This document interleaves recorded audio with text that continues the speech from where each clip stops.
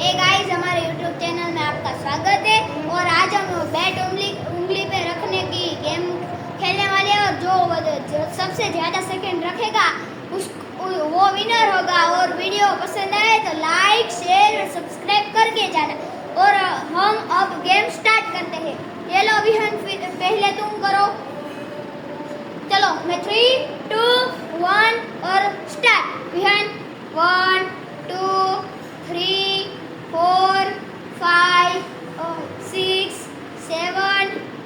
7 second में विहान का bat गिर गया है। अब मेरे को जीतने के लिए 8 सेकेंड का चाहिए। चलो, मैं चालू करता हूँ। 3, 2, 1 स्टार्ट।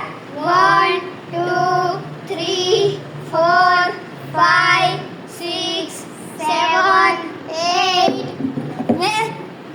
मैं जीत चुका हूँ। वीडियो पसंद आई हो तो लाइक शेयर